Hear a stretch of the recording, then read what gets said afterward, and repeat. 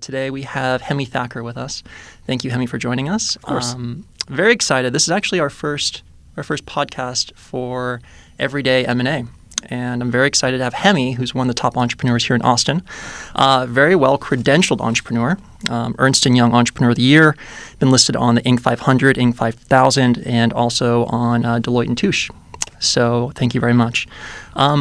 We like to focus this podcast primarily on learning how companies in the small middle market grew from something that achieved product market fit and then through acquisition. But in order to unpack that, it's important to have some context. So let's start with the founding story. How you started your company, what was the nexus of the idea, and what got you to that stage where you even had the opportunity to scale the company and end up selling it.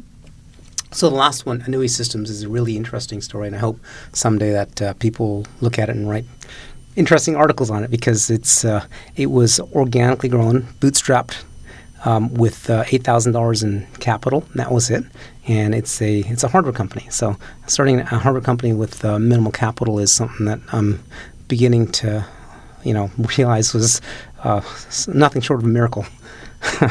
Well, let's start with the previous company that I'd sold to Lucent Technologies. It was a fabless semiconductor play. And after selling that company, I wanted to build another fabless semiconductor company.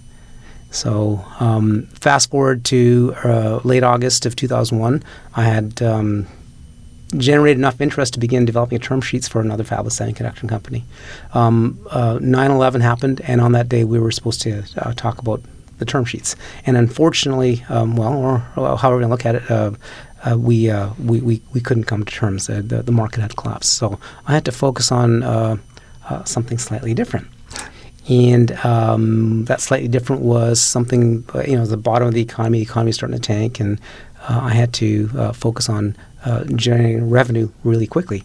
So instead of being a fabless semiconductor company, we stumbled onto a test and measurement piece of the market. And that's how we started Anui Systems. We with minimal amount of capital, we built a piece of product that I knew customers would want, because I used to be that kind of customer that would want that. And then we used that, and we got inside that build, measure, learn vicious cycle. I love that cycle. And as I've always told anyone who wants to listen to me, the only kind of marketing I believe in is a paying customer. So we have a paying customer, and we learned how to get more paying customers, what they wanted, and just spun that faster and faster. And so one product led to another, and eventually we had an awesome test and measurement company that was generating $10 million of revenue with cash flow of $7 million of cash flow. Free cash flow. So at the peak of that market. And so basically we learned how to go from nowhere and basically dominate that market because of our differentiation that we brought to that particular market that we happened to stumble upon. And then we took that revenue and we pivoted into a completely different space. We took a gamble. We went to live network monitoring. And the way we did that is we found a customer that wanted a certain piece of our technology over here, brought over here. And that's how it all started. That's fascinating. How did you know you found product market fit, and also what was the reason for moving into a different market segment? Good question. Let's start with the second question. As we grew the test and measurement business, we knew there would be a cap on the size of it. And also the multiples you get for test and measurement business are not as high as live network monitoring or software or anything like that. So I knew that in order to grow it to a point where we could take it public. And by the way, I still want to take a company public someday. Oh gosh, I want to ring that bell on New York Stock Exchange so badly. In order to get excitement to do that, we needed a different market. And I knew that a few years into our test and measurement space that we needed to find another market. So that actually I've learned a lot of lessons, and one of them was go visit your customers. Go help your customers.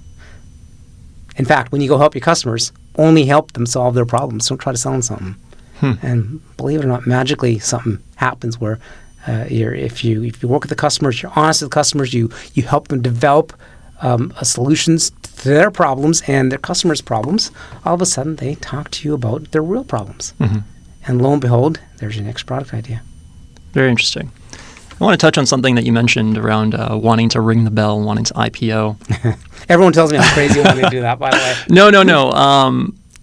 Investors typically fall into two different camps. So you have investors who say, I want an entrepreneur who is exit driven.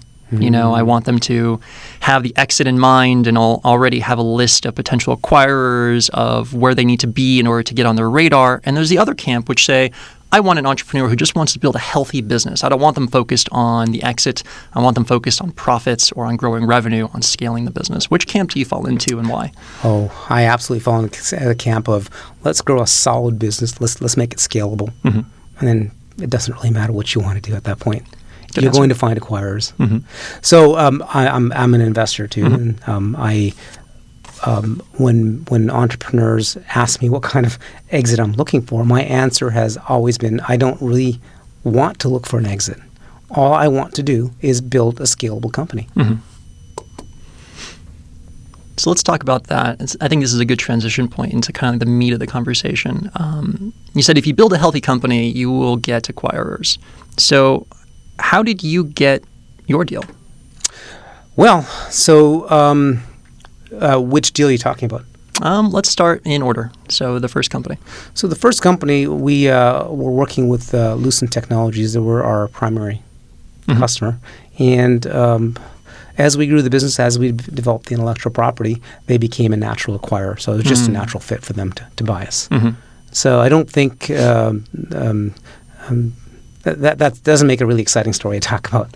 No, there's actually it's a very interesting topic because I've met a lot of entrepreneurs who work really closely with a large incumbent in some form of strategic venture. This is kind of the whole purpose of corporate venture, right? Where they work with small startups so that they can quickly acquire them. But in some ways, it puts the startup into a corner. Because if you're too closely tied to one customer, your exit opportunities are limited, are they not? They were limited. Hindsight's 20/20. So you're right. It did limit our exit strategy. However, it was just such a natural fit to be bought by them. Interesting. Do you think if you were working with Lucent's competitor, that Lucent might have been more interested or maybe acquired you for a greater multiple than what they did? Yeah. So if we had an ability to not be so tightly tied, I believe the numbers would have been a lot higher. Yeah. So very interesting. I've always found it fascinating how you can kind of employ game theory into creating an auction-like scenario among potential acquirers or just in business in general, from partnerships to investors, et cetera. Because a lot of it becomes very psychological, emotionally driven, That's interesting. So I'm curious, when you knew that you were kind of on the path to getting potentially acquired, how did it affect your business? Well, we ran the business all the way up to the end as if we had to run the business. There was never a time in which we didn't run the business because, a deal can fall apart. And I can tell you in the process of selling that last business and the one before, in the last business, deals did fall apart. And so we have to continue operating the business as a business. So my advice for anyone who's selling a business is, assume it's going to fall apart. First of all, the deal, the acquisition deal. Run your business. Just run it day to day. Were you working with competitors of Lucent at the time? Oh, that first sale. So the answer is yes. We were working with. We had some contracts with some of their competitors. Gotcha. Yes. Okay, cool. How did the offer present itself to you? How did the second deal, offer? The first one. The first one. It was just pretty much from the day we started, we knew that there's going to be an offer coming. They kept on floating the idea multiple times, and eventually they had a number in mind, and that fit. It was a cash offer. That's nice. Well, sort of. So as other companies are getting bought for stock, so we could have. I guess could have taken a stock deal. And so after we got bought, for a few months, the stock of Lucent kept on going up. And so our employees were like, oh my gosh, I can't believe what you did. And then Lucent crashed. Employees were like, oh my gosh, you guys are so smart. A couple of questions in there. So one is, I've heard from entrepreneurs who've done deals or acquisitions with large incumbents that those incumbents, they don't like to negotiate. They present you an offer, and it's kind of a take it or leave it type of scenario. Was that the case with this first company, with Lucent? The first company, it was presented as a take it or leave it. I later found out there was definitely room to negotiate. Yeah. How did they present it to you? Like just take it or leave it, or take it or leave it? We did push the price up a little bit. We could have pushed it up higher if we had an ability to, if we were more seasoned, I guess. Did you guys bring in consultants or attorneys or brokers? We had an attorney. We did not engage an iBanker at that time. I guess that would have been a good thing to do given that price, given that market. An iBanker would have been a good thing to do. Why do you think you didn't? I don't know. That's a good question. We used our attorneys as an iBanker effectively, and I think that was, in hindsight, that was probably the wrong thing to do. Yeah, because I imagine the incentives are different because they're not getting a percentage of the deal, whereas the banker does. No, they did get a percentage of that deal in that particular case. Oh, they did? Yeah. Interesting. It's an interesting structure. Okay. Huh.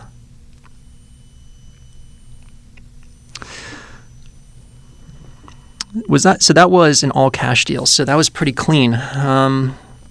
Well, sort of. I mean, it was there was a tiny bit of options, which were underwater by the time they were exercisable. So Gotcha. Just shows to you that you never really know. So, if you were to go back and restructure that deal, how would you have done it? Knowing what you know now, that is.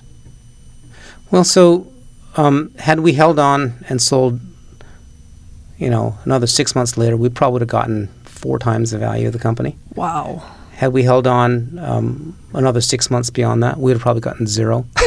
So I'm not sure, other than perfectly timing the deal, I'm not sure we could have done anything different. So it wasn't necessarily time. It wasn't the structure or maybe the company's revenues. It was more the market, just the market conditions, or what? Well, so we sold in February of 1999. The world was totally different in 2001. Yep. So let's talk about the second company. Okay. So what was the origination of the idea?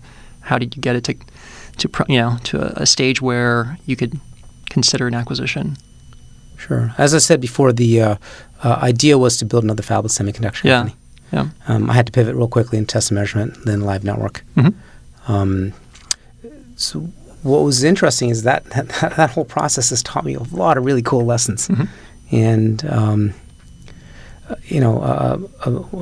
one of them is once you're cash flow positive, the world's your oyster. You can do whatever you want. No one has to tell you to go raise more money. We didn't spend time raising money. We spent time in getting customers, growing the business, building the technology. Now, did you raise any venture capital for either of these two companies? No, and that's not for lack of trying. Do you think not raising venture actually gave you a competitive advantage? Absolutely. There's a time and place for VC money, and I am confident it's not the day you start. You're going to waste energy and time doing something that I think is counterproductive to your overall health of the company, and probably your personal health too. So what would you tell founders who think they need to raise a round of venture to get an idea off the ground, how to get started? Well, so as I tell people who are interested in listening to my advice, are you interested in an idea or are you interested in building a business? Which one is it? If you're married to the idea, well, then you'll probably need to go try to convince someone that your idea has merit. If you're interested in building a business, my advice to you is to pivot. Go get revenue, go get customers, go get traction. And these days, it doesn't take a lot of money to do so. So what is it that you're interested in building?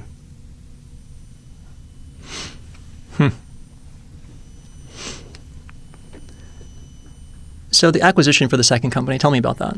Certainly. So there's a friend of mine here in town who I had lunch with one day, and I was telling him about how we were growing the business. And so he was friends with the CEO of the company that eventually bought us. And so he suggested to that CEO that they look at us. So we had an unsolicited offer. And once we had that unsolicited offer, we began a process. Uh-huh. So I was not looking for an acquisition at the time. In fact, the intention was to continue growing the business. So what changed? What changed your mind? Well, as soon as we had an unsolicited offer, we decided to begin a process. And eventually that process got to a point where an offer was something that was meaningful and something that was interesting to the founders. Uh-huh. And so that's why we did it. Interesting. But what is interesting in this is we had a business that was sustainable, that was growing, was healthy, was profitable. Mm-hmm. And therefore we didn't need to raise any money. There was no pressure from any investors. Yeah. Yeah. At that point, did you think to yourself, yeah, I could just continue running this company and, have a nice life, have pretty stable income, and maybe sell it in the future for a larger multiple? But you decided to take the deal then. Why? Well, I didn't need to have my second business anyways. I already sold one. That was enough. So there was never, is this a life-changing money for me? That was never. Got it. That was not part of it. It was life-changing for the other co-founders, of course. Yeah. But the timing was right. Yeah. It was a good fit for technology-wise with the acquiring company. Mm-hmm. It was a great fit for our engineers. How many years in were you at that point when you got the offer for the company? When we got the offer, probably 9 years. 9 years. Yeah. And what about the first company when you got the acquisition? Start to finish was 18 months. 18 months? Yes. That's incredible. We got lucky. Wow.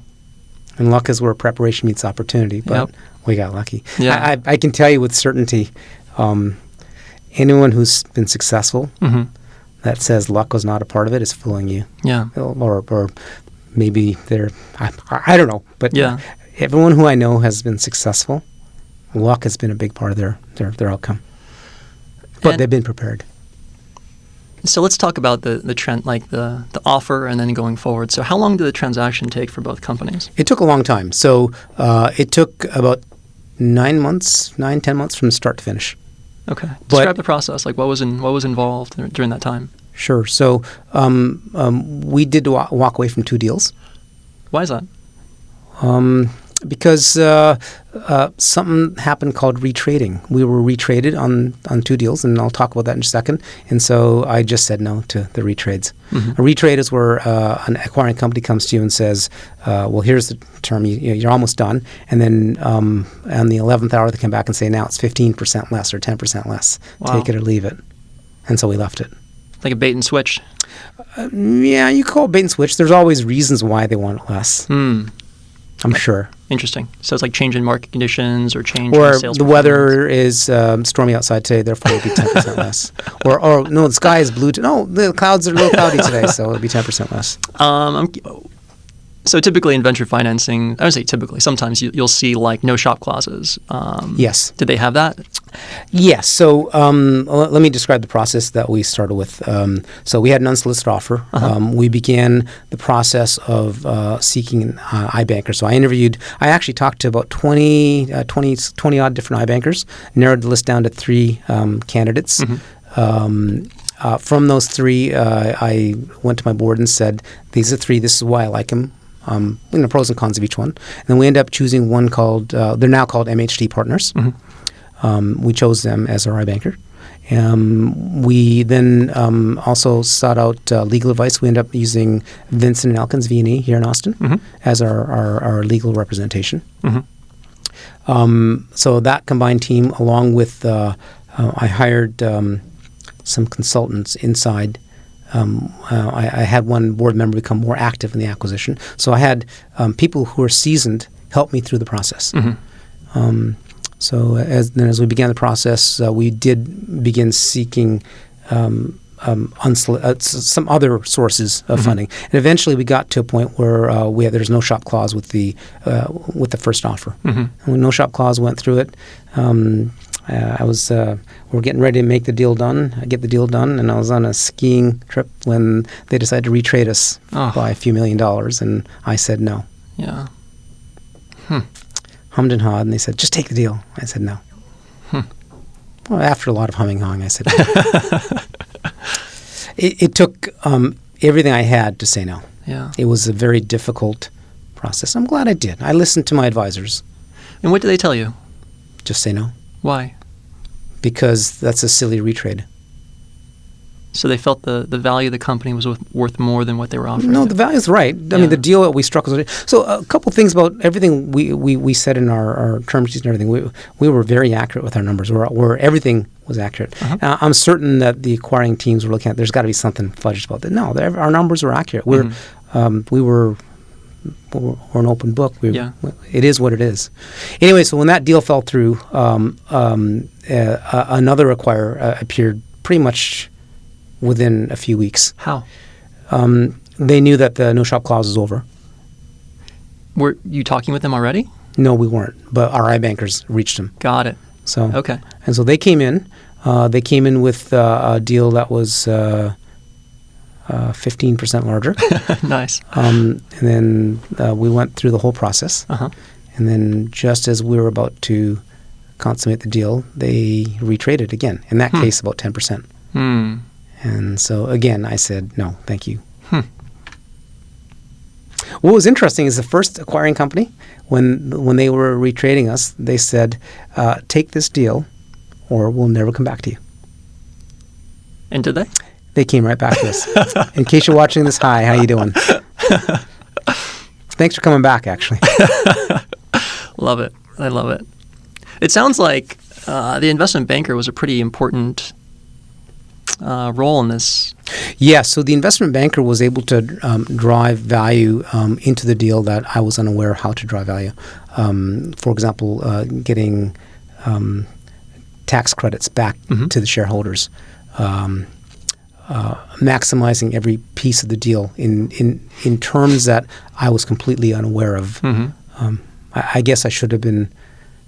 I should not have been. That's their responsibility. Right. So yes, an iBanker drives value, and their fee is high. Yeah. But I think they earn their fee. What approximately is the fee for those who aren't familiar? On average. So this deal was a $154 million deal. The iBanker fee was 1.75-ish million. So whatever that works out to. Yeah. Gotcha. And there was a success-based fee. The higher the price, the higher success. Sure. So sure. When you were screening investment bankers, why did you narrow them down to three? Those three, like what was 20 is a lot to deal with. Yeah, it's just like when you go to a tapioca store or the bubble tea store. There's too many choices. Yeah, I like to narrow them down to three. Sure. So you narrow down to three, and then you list the pros and cons of each one. And what are typically pros and cons? Because I'd imagine a lot of them have kind of similar marketing pitches. They do. In this particular case, this iBanker was known to a couple of my board members, so that actually weighed heavily on my mind. Did he have like industry expertise in your area? Industry expertise. Got it. And do iBankers typically specialize in one specific market or niche? Yeah, so iBankers have different niches. They have the deal size niche. That's obviously an easy one to do. They have industry niches. They have segment niches. They have physical niches, all sorts. And so this particular iBanker was based in Dallas. And I love working with them. They're smart guys. Yeah. So most people probably are familiar with like the big investment banks, Morgan Stanley, Goldman Sachs, JP Morgan. You went with a boutique. MHC. A boutique was necessary to get this deal done. Okay. Yeah. Is that because the larger investment banks don't service the small middle market? Well, the deal is $154 million, so I think this was I think there's JP Morgan, et cetera, may be looking for larger deal sizes, 250 and above. I don't know. Got it. I don't remember. I mean, it's been a while, so sure. I don't recall it. No worries. Like I said, we did interview a bunch, narrowed down to three, and I guess we got lucky. I actually asked each one to give me 3 references, and I called the references, and then we chose the one that we liked. Would you have done anything differently in that deal? No, I think it was done right. Yeah, I think hiring people to advise us, getting an iBanker was really important. Yeah, getting the right legal team was important. Getting advisors to help us through the deal was important. People to help me say no to a retrade was important. What advisors did you bring in, and why? Well, so I had external board members. Got it. I had a person, Craig Reynolds. We hired him to do some work for us. Mm-hmm. Numbers guy. Mm-hmm. Do lots of numbers for him. So, Craig, I love you, man. Nice shout out. I love it. So what advice would you give to other entrepreneurs that maybe have a successful company and they're kind of trying to figure out, what their next move is? Should they raise around a venture and double down? Should they, form a joint venture with a large company? Should they go out into the market, maybe hire an investment banker and try to find other potential acquirers? How much does market play into the decision of which of those strategies to pursue? I know it's kind of a large question, but I think a lot of companies that have kind of a level of success have to deal with that because it's life-altering, is it not? An acquisition can be life-altering if the terms are right, of course. You're asking an interesting question, which is, when should I exit? Yeah. Gosh. If you love what you're doing, if you're growing the business, why do you want to exit it? Mm-hmm. Is there something in your life that you want to change? Are you tired? Let's assume the business is doing well. Yeah. Are you fearful of a downturn in the economy? What's driving the decision to sell it? Mm-hmm. So I can understand that if you've been doing this for 10 years and you're exhausted, or if you're fearful of perhaps your industry is very cyclical, I can see seeking out an exit. Mm-hmm. And another thing I've always maintained is everything is always for sale. Depends on the price. Yeah. So, do you have any regrets for either the deals that you sold, the companies that you sold? Hindsight's always 20/20, so you can always look back and say I could have done something slightly differently. But no, I don't. We made money on them. Yeah. We made good money for our employees, for our founders. The products live on. They're an awesome success. Yeah. The engineers have awesome homes. It's fantastic. Yeah. Do you think these lessons are timeless, or do you think they maybe change based on market or based on just evolution? Like as technology changes, sometimes the rules that govern how companies operate change too. Yes. So I guess you're asking are some of the lessons I've learned, do they stand the test of time, and are some of them outdated? Yeah. Well, let's look at the kinds of companies. Fabless semiconductor companies, hard to build in the States. Yep. So that one doesn't stand the test of time. Doesn't mean that you can't build one. It just is hard. Mm-hmm. At the same time, the kinds of companies you can build with minimal capital has expanded tremendously. So you don't need a lot of capital to build something that generates revenue. Mm-hmm. So there's different kinds of lessons of kinds of companies you can build that have changed, of course. Mm-hmm. However, running a business stands the test of time, which is you better have more money coming in than is going out. That's a fundamental lesson. I actually really didn't understand that until I understood it. Yep. Once you get cash flow positive, the world's your oyster. It's such a freeing moment. You're not dependent upon other people. You don't have to ask for revenue. You don't have to ask if I should pivot to another market. We pivoted because we knew it was right. Mm-hmm. We didn't have to ask any VC, should we pivot? It's a great position to be in. It is. And so my advice for anyone running a business out there is get cash flow positive. Mm-hmm. And then you'll ask me, but how do I do that in my business? Well, find a product that lets you get cash flow positive. Mm-hmm. I'd rather spend time getting revenue than spending time chasing investment dollars. That is great advice. I think that's a wonderful place to end. Thank you, Hemi, so much for today. Mark, thank you for inviting me.